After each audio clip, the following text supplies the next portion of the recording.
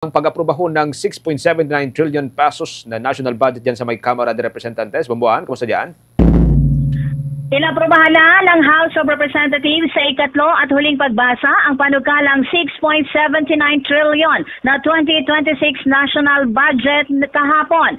Nakakuha ito ng 287 boto na pabor, 12 ang tutol at 2 ang abstention. Ayon kay House Speaker Faustino Bogie D. III, ang pagpasa ng budget ay patunay ng pagtutok ng Kongreso sa reforma at pananagutan. Prioridad sa budget ang edukasyon, kalusugan, agrikultura at serbisyong panlipunan, alinsunod sa advokasya ni Pangulong Ferdinand Marcos Jr. Panawagan ni Speaker D, dapat tiyakin ng mga mambabatas ang tapat at maayos na paggamit ng pondo ng bayan. Bukod sa national budget, inaprobahan din ng Kamara ang ilang mahalagang panukalang batas, gaya ng House Bill 4746, ang franchise para sa Bohol Light Company Incorporated, ang House Bill 4757, Sustainable Cities and Communities Act, House Bill 4745, ang Last Mile Schools Act, House Bill 4744, ang Private Basic Education Vouchers Assistance Act. Muling magbabalik ang sesyon ng Kamara sa November 10, 2025, alas 3 ng hapon. Sa ngayon, nakabreak na ang House of Representatives. Pakinggan natin ang naging talumpati ni House Speaker Bogie D. III. Ang sagradong mandato ng pamahalaan ay ang makatarungan, bukas at responsableng pamamalahagi ng yaman at oportunidad para sa ating lahat. Yan ang dahilan na kung bakit tayo naririto. Yan ang diwa ng Kongreso. Tiyakin na ang bawat piso na galing sa buwis ng ating mga kababayan ay ginagamit ng tama makarating sa tunay na nangangailangan.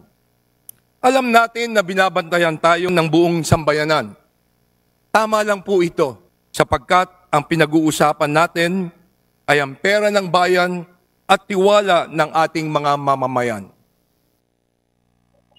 Samantala, tiniyak naman ni House Appropriations Chairman Representative Micaela Sonsing na ang 2026 national budget ay tugon sa tunay na pangangailangan ng mamamayang Pilipino. 1.28 trillion ang inilaan sa edukasyon, pinakamalaki sa kasaysayan, lampas sa 4% global benchmark. Kabilang dito ang pondo para sa libreng kolehiyo sa ilalim ng Universal Access to Quality Tertiary Education Act. 411.2 billion para sa kalusugan, kabilang ang 113 billion para sa PhilHealth at 49 billion sa Zero Balance Billing Program na para sa mahihirap. 292.9 billion naman para sa agrikultura, kabilang ang 10 billion ayuda para sa magsasaka at mangingisda, 74.5 billion para sa farm-to-market roads at irigasyon, at 30 billion para sa makinarya. Ang karagdagang pondo ay galing sa tinanggal na 255 billion flood control projects.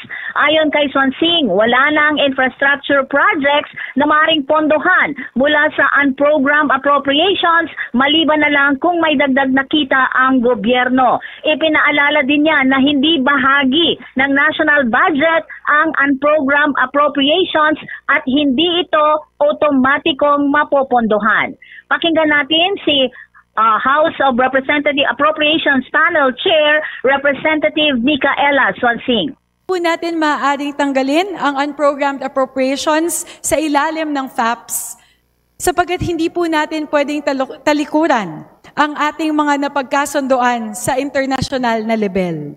Nais ko pong bigyang diin na hindi din po kasama ang unprogrammed appropriations sa 6.793 trillion na national budget. Sa kasalukuyan, wala pong pondo ang unprogrammed appropriations. Mapopondahan lamang ang unprogrammed appropriations kung may sobra o bagong kita ang gobyerno sa susunod na taon. Ibig sabihin po nito, kung walang dagdag na kita ang gobyerno, walang mapopondohan sa unprogrammed appropriations. At ang huli ko pong sasabihin patungkol sa usapin ng unprogrammed appropriations ay ito.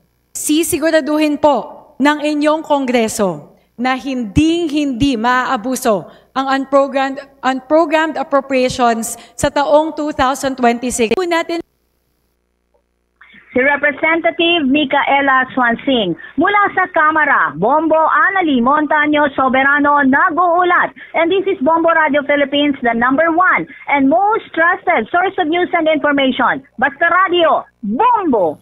For the most trusted source of news and information, visit our website at www.bomboradio.com. Follow us on Bombo Radio mobile app, Facebook, YouTube, TikTok, and X, formerly Twitter. Like, share, and stay connected. Anytime, anywhere.